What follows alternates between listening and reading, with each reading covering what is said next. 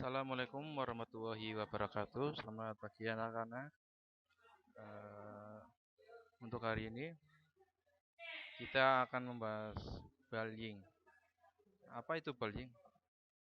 Yaitu kata-kata yang negatif maupun yang menjelek-jelekan orang. Sebentar, ini lagi proses ya. Tunggu.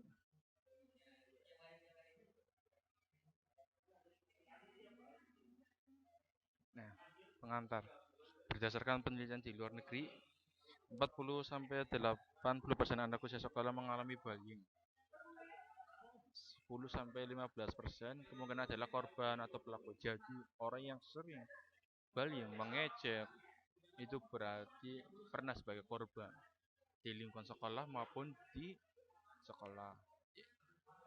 60% siswa SD dan SMP menyatakan bahwa bullying merupakan suatu masalah besar yang mempengaruhi kehidupan mereka dan menyatakan sering khawatir menjadi korban kekerasan dan pelecehan di sekolah dibanding ketika mereka menuju sekolah dan pulang sekolah.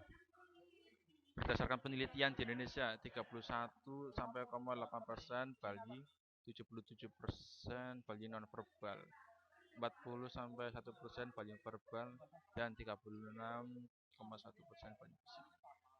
Penelitian tahun 2008 terhadap 1.500 pelajar SMP dan SMA Jakarta, 67% mengaku di sekolah mereka pernah terjadi bullying. Pelakunya entah itu kakak kelas, teman, adik kelas, guru, kepala sekolah hingga permain sekolah. Pasti kalian pernah di sekolah SD maupun SMP ya. Pernah di bahasa berbahasa palak sama kakak kelas. Pasti kalian takut untuk kembali ke sekolah. Nah, terus ini ada pengertian bullying, perilaku agresif dan negatif seorang atau sekelompok. Nah, bullying bisa terjadi secara individu maupun kelompok. Orang bisa berulang kali dengan menyalahgunakan ketidakseimbangan kekuatan untuk menyakiti korban secara mental, fisik maupun seksual. Nah, di sini ada bentuk fisik ya, bullying. Ya, memukul, menampar, memalak, mendorong, mencubit, mencekal. Ya, memukul. Pasti kalian sering memukul teman. Ya, entah itu bercanda maupun berantem lah biasa.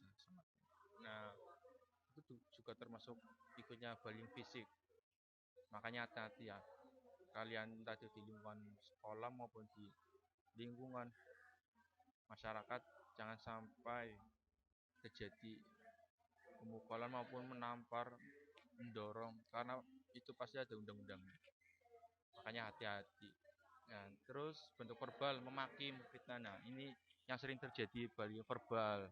Kata-kata yang menyakitkan. Pasti kalian pernah tersakiti dengan kata-kata teman lah. Oh, kalian jelek, hitam. Wah, itu juga ikutnya bullying verbal. Itu namanya ras. Itu nggak boleh. Kalau kalian membullying dengan verbal dan korban tidak terima, pasti kalian bisa dihukum. Ada undang-undangnya. Jadi jangan meremehkan dengan bullying. Nah, bersifat psikologis, mengintimidasi, mengucilkan, mengabaikan, mendiskriminasi. Konsekuensi bullying. Anak muda yang menjadi korban menjadi kecenderungan lebih besar untuk bunuh diri, depresi, trauma, dan penyalahgunaan obat.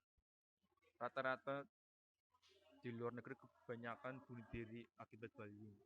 Bullying di luar negeri itu rata-rata ras, berarti warna kulit, kulit hitam sama kulit putih. Karena apa? Karena bullying itu apa ya? Menyakiti psikis, jiwa, menyerangnya jiwa. Lebih bahaya daripada luka di luar. Cara ngobatnya juga susah, butuh beberapa bulan maupun beberapa tahun. Nah, anak baik yang menjadi pelaku atau korban cenderung mengembangkan sikap bermusuhan dengan anak lain yang cenderung menunjukkan gejala dan serangan di masa depan. Anak yang di masa kecilnya menjadi pelaku dan menunjukkan perilaku buruk di sekolah seperti merokok dan obat-obatan di masa depannya. Jadi korban bullying itu sangat besar untuk kedepannya. Rata-rata pelaku itu pernah jadi korban, makanya itu untuk buat pelampiasan. Nah, makanya kalian satu kelas itu hati-hati dalam bicara, dalam bercanda. Karena semua perasaan orang itu berbeda-beda ya. Jangan disamakan perasaan kamu dengan yang lainnya. Itu nggak boleh. Makanya harus hati-hati. Jangan sampai ada kayak ya bercanda berlebihan nggak boleh. Bercanda nggak apa-apa. Yang penting jangan berlebihan. Karena itu nggak boleh. Nah, dampak bullying bagi pelaku tidak ada konsentrasi belajar karena pikirnya lebih banyak untuk mengincar dan merencanakan tindakan. Pasti orang yang sering bercanda berlebihan pasti pernah jadi korban karena buat pelampiasan, karena memori waktu SD maupun SMP itu masih kental, jadi ingin pelampiasan. Wah, aku juga pernah dibully, ingin menunjukkan timbal balik. Bagi korban, menurunkan intensitas pergi sekolah karena merasa cemas dan takut akan menjadi korban.